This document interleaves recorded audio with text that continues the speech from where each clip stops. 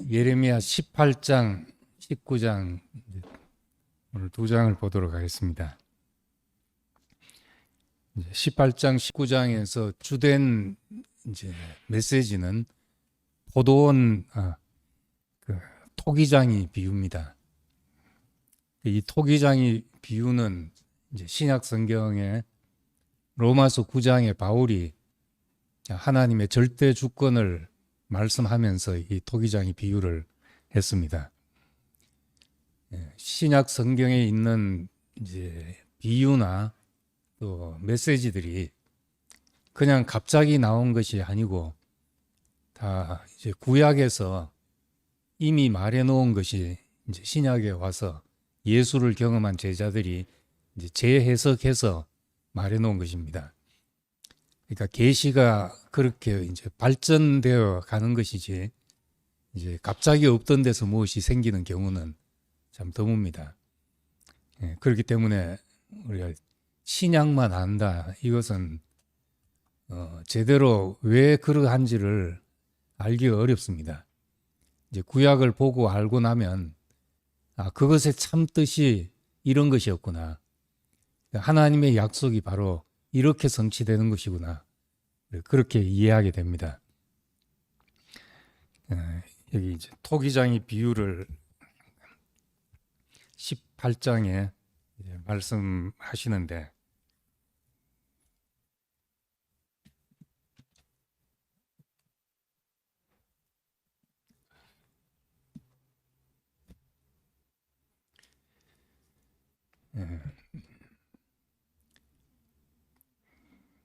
이 18장에 2절, 너는 일어나 토기장의 집으로 내려가라. 내가 거기에서 내 말을 네게 들려주리라. 이 토기장이 집으로 가서 토기장이의 하는 일을 보게 하고 거기서 하나님의 말씀을 듣게 됩니다. 내려가서 본즉 그 토기장이가 농로에서 일을 하는데 진흙으로 만든 그릇이 토기장의 손에서 터지매 그가 다른 것으로 자기 의견에 좋은 대로 다른 그릇을 만들더라. 이걸 로마서 9장에서는 하나님이 토기장이가 그릇을 만들 때 어떤 것은 귀히 쓰는 그릇으로, 어떤 것은 천히 쓰는 그릇으로 만든다고 할지라도 그릇이 어떻게 나는 왜 이렇게 만들었냐 항변할 수 있겠냐, 하나님의 주권을 말씀하는 것입니다. 그러면서 6절에 이스라엘 족속아 진흙이 토기장의 손에 있음같이 너희가 내 손에 있다. 모든 것이 하나님의 손에 있다는 하나님의 주권을 이야기합니다. 그 진흙이 토기장의 손에 있듯이 너희가 내 손에 있다 했는데, 여기서 토기장이라는 말이 창세기 2장 7절에 흙으로 사람을 빚으시고 했는데, 그것과 같은 히브리어 성경에는 같은 단어를 쓰고 있습니다.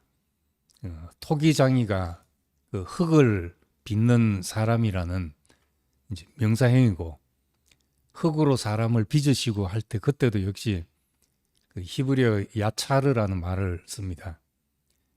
그러니까 창세기 2장 7절에 있는 말씀을 우리가 토기장이가 토기를 빚는 것을 그 모티브로 해서, 그걸 해서 하나님이 인생을 그렇게 빚으셨다, 흙으로 사람을 지으시고 그 코에 생기를 불어넣으셨다는 것 속에는 하나님의 절대 주권이 그 속에 계시되고 있습니다. 그래서 그 다음에 보면 여기 토기장이가 그릇을 만들다가 터지니까 그것으로 또 다른 그릇을 만들고, 이 다른 그릇이라는 것은 이방인과 다른 민족과 이런 것을 염두에 두고 한 말입니다.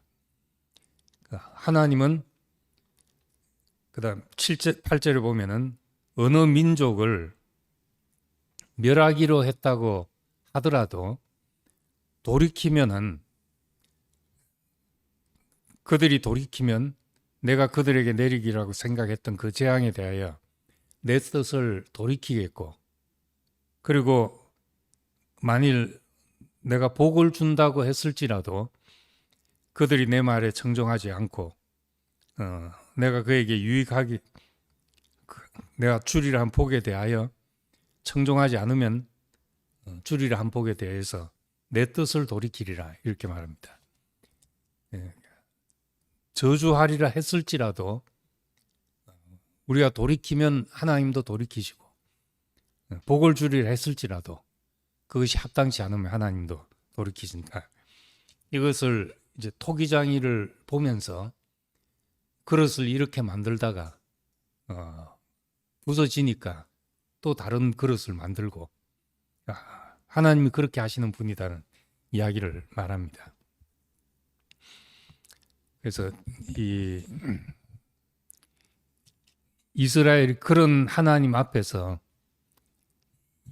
이스라엘에게 주는 메시지가 11절에 나옵니다.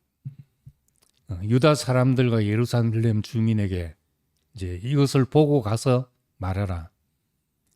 각 재앙을 내릴 것인데 각기 행한 길에서 돌이키며 너희의 길과 행위를 아름답게 하라 하셨다. 이것이 이제 토기장이 집에 보낸 예레미야를 보낸 하나님의 메시지입니다. 우리가 자기 길에서 돌아서서 우리의 길과 행위를 아름답게 하면은 하나님이 어떤 재앙을 내리겠다 했을지라도 거기서 다시 축복을 내린 하나님으로 돌이키신다는 말입니다. 그런데 12절에는 그러나 그들이 말하기를 헛되니 우리의 계획대로 행하며 우리는 각기 악한 마음이 완악한 대로 행하리라. 우리는 내 갈 길을 가겠다. 이렇게 이제 사람들이 완악해 있다는 겁니다. 그러니까 14절에는 그렇기 때문에 비유로 레바논의 눈이 어찌 들의 바위를 떠나겠으며 먼 곳에 흘러내리는 찬물이 어찌 마르겠느냐. 이건 다른 번역에 보면 레바논 산꼭대기의 눈이 바위 봉우리에서 사라지겠으며 근원에서 흐르는 물줄기가 어떻게 마르겠냐 하는 말인데, 자연은 늘 그대로 그 자리에 있는데 이스라엘만 제 위치를 떠나서 변덕스러움을 드러내고 있다. 이렇게 이제 대조하고 있는 말입니다. 그러니까 이 상태로 돌아오면은 하나님은 언제라도 이제 어떤 재앙을 내리겠다 했을지라도 하나님은 다시 돌이킨다 하는 것이 이 18장 전반부의 메시지입니다. 그러니까 인간은 무엇을 잘했냐 잘못했냐 보다도 언제라도 돌이킬 수 있냐가 더 중요한 문제입니다. 우리 하나님 앞에 돌이킨 사람. 그런데 이제 사람은 참 이 돌이킨다는 것이 말은 쉬운데 참 어렵습니다. 우리의 생각이 바뀌기가 참 어렵습니다. 사람들하고 이야기를 해보면 자기가 살아온 방식대로 이제 고집하며 사는 성향이 다 있습니다. 그렇게 해야 자기가 편하기 때문에 그냥 자기의 근본 생각이 흔들리기를 원치 않습니다. 내가 이렇게 믿어왔는데 사실은 정반대라고 하면은 내 모든 것이 다시 흔들려야 되잖아요. 그래서 사람은 이제 고정불변한데 자기를 못을 받고 싶어 하고 그렇게 살아갑니다. 그래서 늘 정보를 취해도 듣고 싶은 이야기를 듣고 자기가 믿고 싶은 걸 믿습니다. 아무리 사실이라고 해도 자기 믿고 싶은 대로 믿는 것이 이것이 이제 굳어져 있는 사람들의 이제 본성이죠. 선지자가 아무리 외쳐도 그것을 듣고 돌이킨다는 것이 이스라엘만 어려운 것이 아니라 실제로 모든 사람이 다 이제 어렵습니다. 그래서 나를 바꾸려 하지 않고 나한테 다른 소리 하는 사람을 제거한다든지 이제 없애려 한다든지 바꾸려 한다든지 그 사람은 그러고 싶어 하는 거죠. 그래서 18절부터 보면 이제 예레미야를 죽이려고 웅덩이를 팠다고 했습니다. 18절 이에 보면은 이제 그들이 말하기를 이런 이제 하나님의 어떤 토기장이와 같은 토기 앞에서 토기장이 같은 절대 주권을 말씀하고 이스라엘에게 지금 재앙을 내리겠다 말씀하시는데 그래도 여지를 두고 돌이키면 나는 언제라도 돌이킨다 이렇게 말씀하시는 하나님, 그 하나님을 전하니까 그들이 말하기를 오라 우리가 꾀를 내어 예레미야를 치자. 뭐 예레미야 한 사람밖에 없냐? 제사장에게서 율법이, 지혜로운 자에게서 책략이, 선지자에게서 말씀이 끊어지지 아니할 것이니 이렇게 말한 것은 뭐 율법도 늘려져 있고 지혜로운 자도 늘려져 있는데 우리가 왜 꼭 그 사람 말만 들어야 되냐 이 말입니다. 선지자에게서 말씀이 끊어지지 않는다. 저 한 사람 쳐서 없애도 우리에게 말씀 끊어지지 않는다. 이렇게 말하고 있는 겁니다. 그러니까 오라 우리가 혀로 그를 치고 그의 어떤 말도 주의하지 말자. 그의 말을 듣지 말자. 좋은 말씀 많으니까 우리 듣고 싶은 말만 듣자. 이런 말입니다. 사람은 자기 가려운 데 긁어주는 말, 내 원하는 것과 내 욕망과 부합하는 말, 이제 달달한 말, 그런 데는 이제 귀가 항상 열리게 되죠. 그렇게 하다 보면은 하나님에 대해서 감각이 없는 사람이 되어 가는 겁니다. 이걸 보고 이제 예레미야가 분노하고 이제 저주를 이제 퍼붓는 그런 내용입니다. 내가 그들에게 어떻게 했는데, 내가 그들을 위해서 이렇게 하나님의 말씀을 대언하고 하나님께 중보하고 했는데 어찌 악으로 선을 갚으리까마는 그들이 내 생명을 헤아리고 구덩이를 팠습니다. 내가 주의 분노를 그들에게서 돌이키게 하고 주의 앞에서 그들을 위하여 유익한 말을 한 것을 기억하옵소서.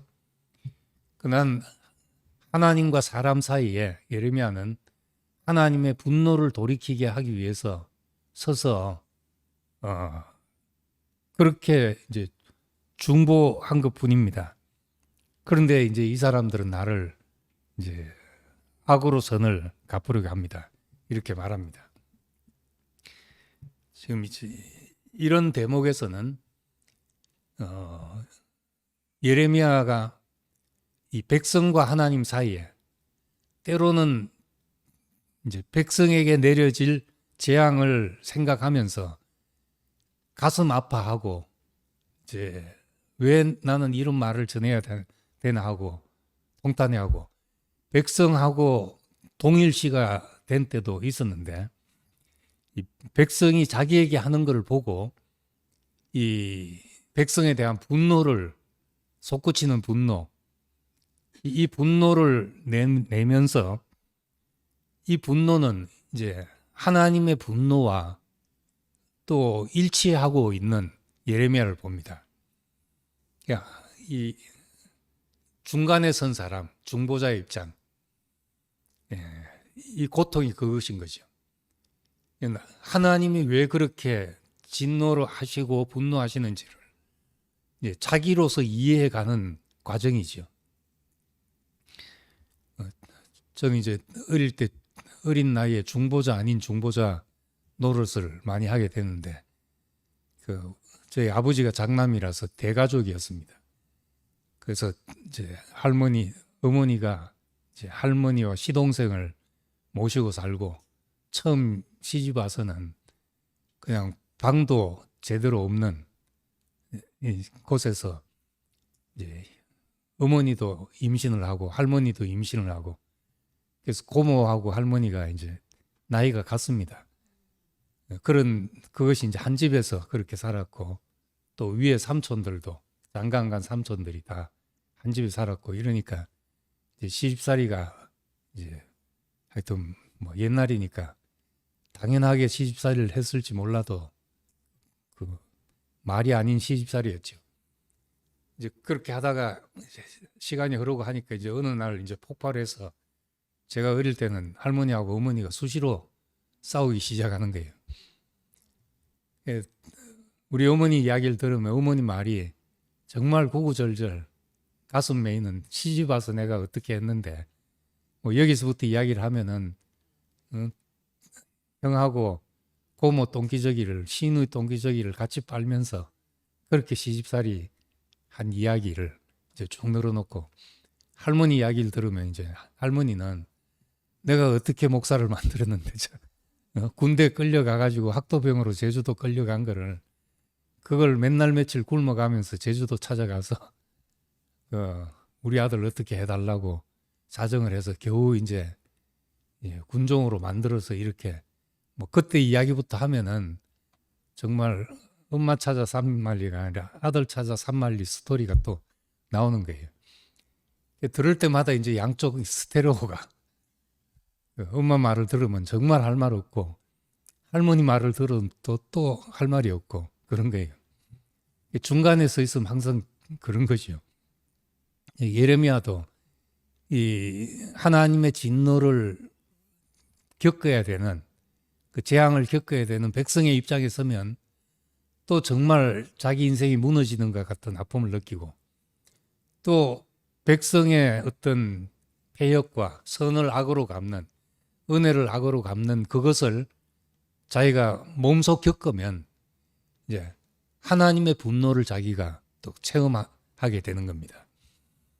우린 이제 이런 것도 세상을 보면서 단지 동정하고 이해하고 하는 것뿐만 아니라 하나님의 창조에서 벗어난 인생에 대한 안타까움과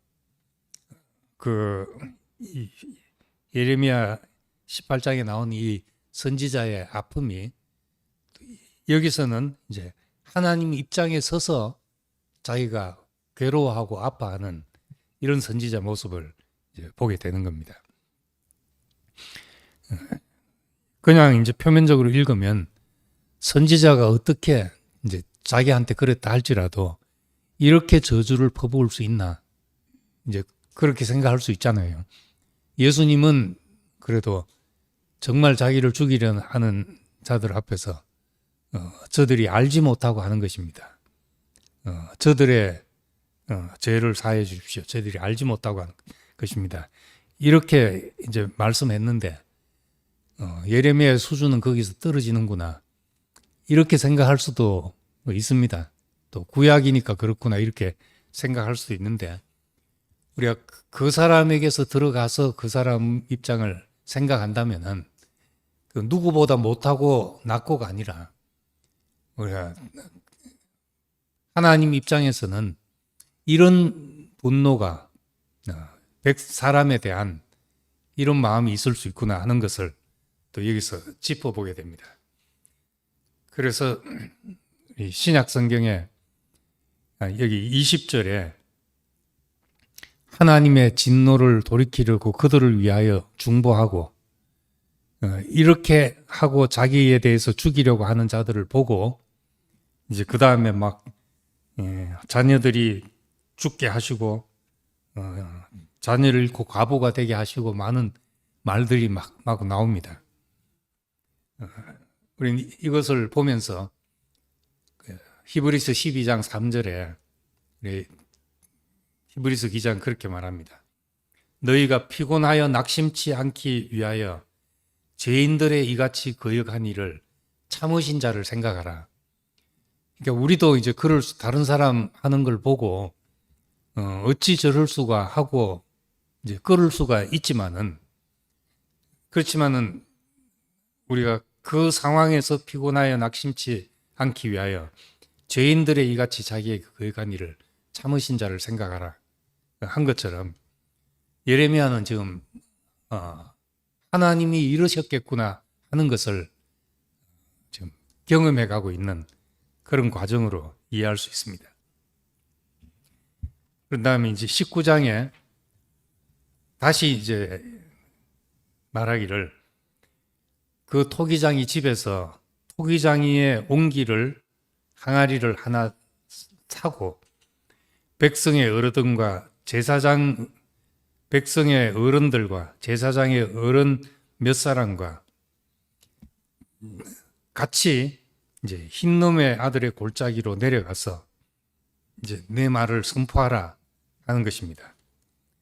그리고 이제 10절에 가보면은 너는 함께 가는 자의 목전에서 그 옹기를 깨트리라, 그 항아리를 깨트리라 이렇게 말합니다. 항아리를 사가지고 백성의 장로들과 대제사장의 이제 어른들을 데리고 이제 흰놈의 골짜기로 가서 이제 거기서 이제 항아리를 깨트리라. 이 흰놈의 골짜기는 옛날에 몰렉 신에게 이제 인신 제사를 드렸던 그런 장소입니다. 그래서 이곳을 이제 죽임의 골짜기라고 하고 도벳의 골짜기라고도 그렇게 말한 곳입니다. 그러다가 이제 전쟁에서 시체들을 버릴 곳이 없으면은 여기다가 갖다 버리는 그런 곳이 되었고 나중에는 쓰레기 소각장이 된 그런 장소입니다. 이 흰놈의 골짜기란 말이 이제 신약 성경의 지옥이라는 말로 이제 우리말로 번역이 되었습니다. 근데 거기에 가서 이제 항아리를 깨뜨리라. 예. 그릇을 한번 깨뜨리면 다시 완전해질 수 없다. 이제 토기장이가 토기를 만들 때 그릇이 좀 이제 모양이 안 나오고 하면은 그 이제 흙은 다시 빚을 수 있지만은 이제 그릇으로 구워져서 이제 잘못돼서 깨진 것은 다시 돌이킬 수 없다는 말이니까 한번 깨뜨리면 다시 완전할 수 없다. 이스라엘이 그렇게 될 것이다 하는 이야기를 말합니다. 유다는 깨진 항아리와 같다. 지금 그 메시지를 전하고 있습니다. 이제 깨진 항아리는 더 이상 이제 쓸 수가 없는 것이잖아요. 지금 여기까지 보면은 이스라엘은 하나님도 포기한 구제불능의 민족처럼 우리가 그렇게 볼 수 있습니다. 그런데 이 예레미야 현장 속에서 보는 것을 이제 신약 성경 전체 안에서 본다면은 로마서 9장 22절에 가면 그렇게 이야기를 합니다. 로마서 9장 21절에는 토기장이가 뭐 천한급 기한급 마음대로 만들 수 있지 않냐. 그렇다고 해서 우리가 그게 뭐라고 말하겠냐. 그런데 9장 22절에는 하나님이 멸망받도록 예비된 진노의 그릇들에 대해서 오래 참고 관용하셔서 영광을 위해 예비하신 긍휼의 그릇으로 그렇게 삼으셨다고 해도 우리가 무슨 말을 하리요? 그렇게 말합니다. 진노의 그릇들에 대해서 하나님이 그것을 긍휼의 그릇으로 삼으신다고 해도 그걸 하나님이 뭘 잘못한다고 할 수 있냐? 그 이야기를 합니다. 유다만 보면은 이제 완전히 깨진 그릇과 같은 것이요. 더 이상 어찌할 수 없는 그릇입니다. 11절에 그릇을 한번 깨뜨리면 다시 완전하게 할 수 없다. 이제 너희는 이제 어쩔 수 없다. 이제 이런 선포를 계속해 가고 있습니다. 그럼에도 불구하고 우리가 이제 지나서 신약 안에 와 보면은 그 진노의 그릇들을 또 긍휼의 그릇으로 여긴다는 겁니다. 이 말은 로마서 9장에서는 이방인들을 두고 한 말씀입니다.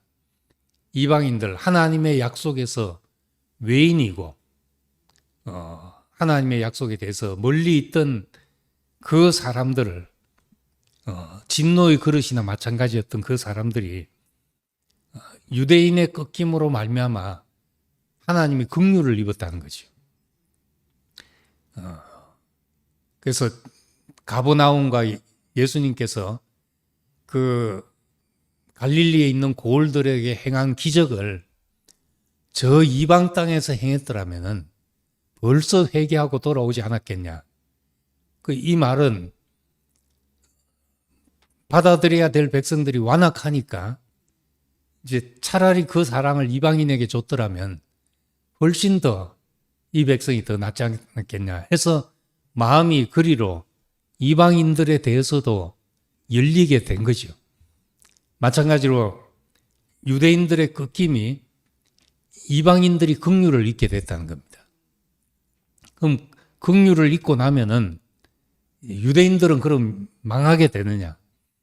그 바울은 이제 끈질기게 해석하기를 하나님이 결코 그러려고 하신 하나님이 아니다. 이방인이 돌아오는 걸 보고 유대인들이 식이 나게 해서라도 하나님 앞에 돌아오게 한다. 결국은 이제 이걸 세상 말로 하면 윈윈 전략입니까? 한쪽을 먼저 살리고 그것을 통해서 나머지 한쪽도 살리는 이제 그런 일입니다. 그래서 우리가 부름 받을 때 사실은 깨진 질그릇과 같은 상황입니다. 진노의 그릇과 마찬가지였던 거죠. 그런데 언제 깨어질지 모르는 그 약하고 값싼 그릇, 이것이 이제 하나님이 보화를 담는 그릇으로 삼으셨다. 그래서 이 보화를 질그릇에 가졌다. 그 바울의 놀라운 이제 비유가 이렇게 나오게 됩니다. 이 질그릇 이야기가 다 예레미야에 있었던 이야기들이죠. 우린 다 질그릇이구나. 보화는 그릇이 깨질수록 보화가 더 잘 드러나게 된다는 겁니다. 어느 신기 담고 있다가 그래서 우리도 이제 말씀을 듣고 보통 때는 잘 모르는데 어떤 상황이 어떤 환경이 딱 오게 되면은 이상하게 그 모든 세상 같았으면 원망하고 저주하고 했을 상황이 그 사람에게는 참으로 그리스도의 향기가 나고 그 깨진 반석에서 샘물이 나듯이 그렇게 은혜가 솟구치는 자리가 되기도 합니다. 죽음이 오면은 어떤 사람은 그동안 살았을 때 했던 모든 말이 무용지물이 되기도 하는데 아무것도 아닌 사람 같은데 그 죽음이 왔을 때 오히려 그 사람에게 있는 진한 향기가 나는 경우도 있거든요. 우리가 질그릇이기 때문에 깨지기 쉬운 그릇이기 때문에 더 은혜가 드러나기에 그 적합한 그릇으로 이렇게 택하셨다는 겁니다. 그래서 고린도전서 2장 3절에도 보면은 내가 너희 가운데 있을 때 약하고 두려워하고 심히 떨었다. 반대에 부딪히고 박해받고 할 때 우린 성경을 그냥 읽어보면 바울이 담대하고 감옥에 갇혀도 흔들리지 않고 이런 사람으로만 보였잖아요. 근데 바울은 그 상황마다 약하고 두려워하고 심히 떨었다. 실제로 그런 사람으로 살았던 거죠. 그냥 질그릇 같다는 말이 겸손해서 한 말이 아니라 나는 언제라도 깨어지기 쉬운 그런 그릇입니다 하는 사람으로 살았던 걸 봅니다. 시편 51편 18절에서도 하나님이 구하시는 제사는 상한 마음이다. 그 상한 마음을 다른 번역에 보면은 이제 찢겨진 마음이다. 터진 마음이다. 그렇게 말하고 있습니다. 그리고 시편 31편 12절에 보면은 이거는 다윗이 이제 밧세바와 간음한 다음에 쓴 나단 선지자에게 책망받고 난 다음에 쓴 시라고 되어 있습니다. 나는 사람들에게 잊혀져서 깨진 그릇같이 되었습니다. 이렇게 말하고 있습니다. 그 상황은 정말 자기가 깨진 그릇 같은 상황이 되었는데, 그런데 이상하게 그 깨진 그릇임을 말하는 이 시편 31편은 가장 은혜로운 시편 중에 한 편이 되어 있는 겁니다. 참 이상한 일이죠. 예수님이 바리새인과 서기관들의 외식을 책망하면서 그들은 기도할 때 하나님, 우리는 늘 안식일을 지켰고 11조를 드렸고 며칠에 한 번씩 금식 기도를 했고 이렇게 했습니다 하는 이야기를 하는데, 그 기도는 이제 받아들여지지 않고 하나님, 죄인입니다. 저는 나는 이런 사람입니다 하고 고백하는 사람들은 하나님, 그 기도는 하나님이 들으셨다, 그렇게 말합니다.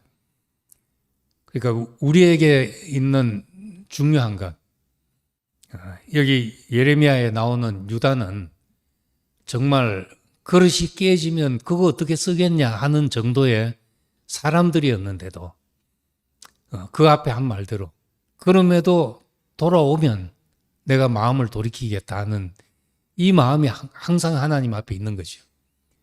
그래서 우리는 늘 말씀을 잘 지키고 뭘 반듯해서 그렇게 해서 우리에게 무엇이 나타나기보다 깨진 그릇을 통해서 하나님의 오래 참으심과 긍휼이 무궁하심이 드러나고, 로마서의 표현대로라면은 하나님의 영광을 위해 긍휼의 그릇에 대해서 그분의 영광의 풍성을 알게 하셨다. 그러니까 도저히 구제불능인 사람을 통해서는 하나님의 오래 참으심과 긍휼이 더 잘 드러나게 된다는 겁니다. 그래서 이제 바울은 죄 많은 곳에 은혜가 더했다, 그렇게 말하면서, 그렇다고 해서 우리가 또 죄 지을 수 있냐? 그럼 은혜를 더하기 위해서 우리는 더 이제 한번 악하게 살아보자, 그럴 수 있냐? 결코 그럴 수 없느니라. 우리의 연약함 때문에 어찌할 수 없는 그것이 오히려 하나님의 은혜를 더 잘 드러내고 있다는 이야기를 합니다. 저는 이제 건강 때문에 늘 건강 항아리 철사줄로 잘 동이 매고 그렇게 산다 생각하고 이제 그런 표현들을 간간히 했습니다. 근데 이 깨진 그릇, 이 건강에 문제 있는 사람들은 못 믿고 함부로 쓸 수가 없거든요. 항상 조심해야 되는 거죠. 항상 조심하다 보면 이제 골골하면서 오히려 질기게 사는 수도 생기게 되죠. 근데 오늘 말씀한 이 깨진 그릇, 한 가지 분명한 것은 하나님 앞에 결코 자고할 수 없는 사람으로 살게 된다는 겁니다.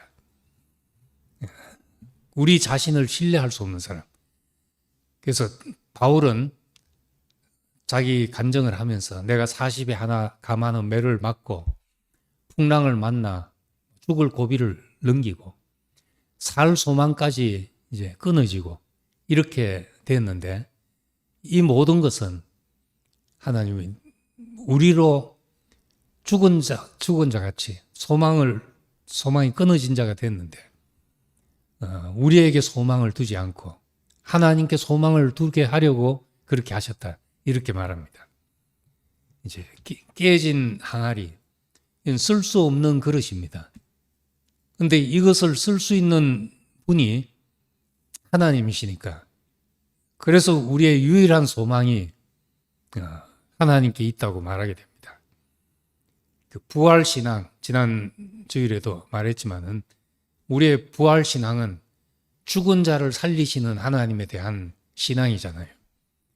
그 말은 우리가 생각할 때 어떤 절망, 우리는 손을 놓을 수밖에 없는 그 절망까지도 하나님이 쓰실 수 있다는 것이니까 이제 이 구약의 긴 이야기를 지나면서 이런 백성까지도 하나님을 쓰시는구나. 이 백성에게서 그리스도가 나게 하셔서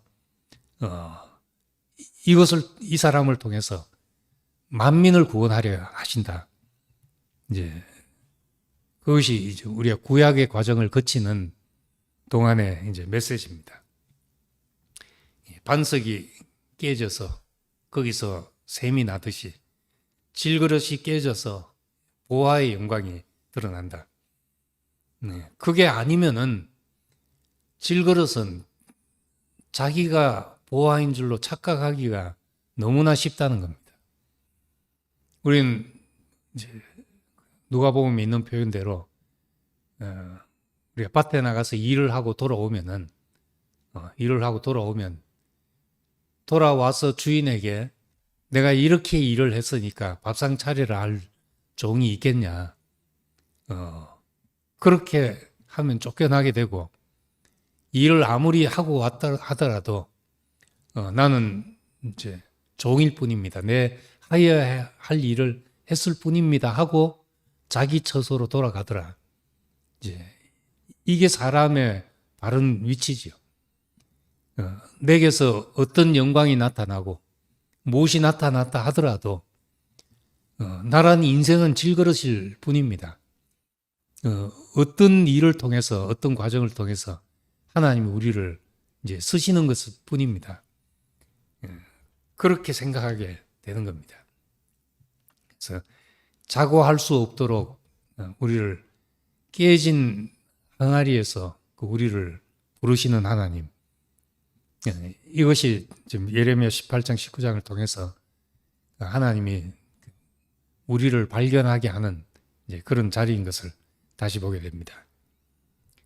그리고 14절, 15절은 예레미야가 여호와께서 자기를 보내사 예언하게 하신 도벳에서 돌아와 그 흰놈의 골짜기가 있는 그곳에서 돌아와 여호와의 집 뜰에 서서 모든 백성에게 말하되, 그러니까 이제 도벳에서 백성의 장로들만 불러가지고 어른들만 불러가지고 깨진 항아리를 보이고 말하게 하고, 그 다음에는 이제 여호와의 집 뜰에 서서 모든 백성에게 이제 말하게 하고, 이렇게 이제 점점 확대돼 가는 걸 봅니다. 그리고 이 예레미야 이제 구약의 선지서들을 통해서는 대표적으로 요나서가 그러한 거지만은 선민 사상을 이 이스라엘의 거역과 완악함을 인해서 이 백성이 징계를 받고 그 과정에서 하나님이 이방 백성도 하나님이 지으신 것이라는 이 만민이 하나님 앞에 돌아와야 된다. 그리고 요나서에 보면은 가축들까지도 하나님의 돌보심 안에 있다. 여기에 좌우를 분별치 못하는 자가 12만이나 있고 가축도 많지 아니하냐. 그러니까 선지자 요나는 하나님은 우리 하나님이고 우리 백성만 사랑한다는 데서 더 넓어져 가듯이 지금 이 선지서들은 다 그렇게 이방인까지 하나님 앞으로 돌아오게 하는 그 메시지까지 이제 말씀하고 있습니다. 그래서 특별한 사람들만 불러서 이야기하다가 이제 모든 백성 앞에서 말하게 하고, 그럼에도 이 백성이 이제 말을 듣지 아니하고 목이 곧게 되니까 다시금 이제 하나님은 더 넓은 데서 해 돋는 데부터 해 짓는 데까지 모든 사람을 부르시는 하나님으로 이렇게 계시가 발전되고 가고 있습니다. 그래서 단지 인간의 실패는 우리가 근시안적으로 보면 쟤는 잘못했고 이걸 잘못했고 쟤는 저기서 실패했고 이렇게 보지만은 그것을 통해서 하나님의 경륜이 더 깊은 데로 옮겨져 가게 되죠. 구제불능의 사람을 만났을 때 더 깊은 죽음이라야 저 사람을 살리겠구나 하고 더 깊은 자리로 이제 가게 만듭니다. 마찬가지로 이스라엘 백성과 하나님의 이 관계 속에서 백성의 완악함이 드러날수록 하나님의 경륜의 놀라운 비밀이 더 깊게 드러나게 되는 거죠.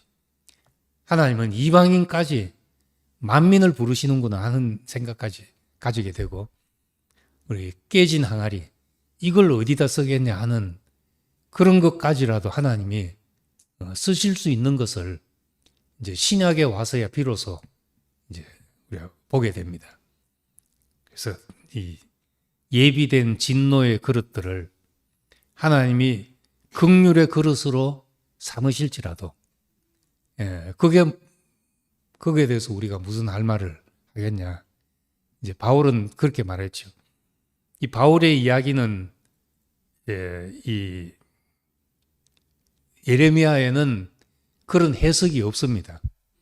그 너희는 단지 깨진 항아리다 이렇게 말했잖아요. 근데 바울은 이제 다른 경험이 있었던 거죠. 이방인들이 하나님 앞에 돌아오는 이 경험을 가지고 보니까 하나님은 깨진 항아리라도 쓰실 수 있는 분이구나. 진노의 그릇이라 하더라도 하나님의 긍휼을 나타내는 그릇이 되게 하는구나. 자기는 죄인 중에 괴수임에도 불구하고 그럼에도 불구하고 이방을 위해서 택한 나의 그릇이라 하나님이 그렇게 쓰실 수 있구나 하는 것을 이제 발견하게 됩니다. 우리 자신을 들여다보고 우리의 잘잘못만 가지고 다른 사람의 잘잘못만 가지고 본다면은 우리 지금 예레미야서에 머물러 있는 정도의 사람밖에 안 되겠죠. 그런데 신약의 경험을 가지고 우리 예레미야서를 다시 본다면은 하나님은 이런 경륜에서 깨진 이 옹기라도 깨진 항아리라도 하나님이 쓰실 수 있다는 것, 실패자라도 쓰실 수 있다는 것을 다시 한번 생각하게 됩니다. 이것이 이제 우리에게는 부활 신앙이 된 거죠. 죽었다 할지라도 하나님 앞에서 산 사람이 되게 한다. 모든 사람을 예수 그리스도 안에서 살리시려 한다. 이게 오늘날 어느 시대든지 누구에게든지 다 복음으로 우리가 전파될 수 있으리라 생각을 합니다. 기도하겠습니다. 은혜로우신 아버지 하나님, 참 우린 토기장이의 손에서 때로 잘못 만들어져서 다시 빚어야 될 그런 사람 같기도 하고, 또 깨진 항아리 같이 다시 주어서 쓸 수 없는 그런 사람으로 발견될 때도 있습니다. 그렇지만 바울의 그 해석처럼 진노의 그릇을 긍휼의 그릇으로 쓰시는 하나님, 이방인까지라도 부르시고 쓸모없다고 생각했던 것까지라도 다 쓰실 수 있는 그분 앞에서 모든 만물이 구원을 얻고 내 인생에 지나간 어떤 조각이라도 구원받지 못할 그런 조각이 없음을 우리 깊이 발견하게 됩니다.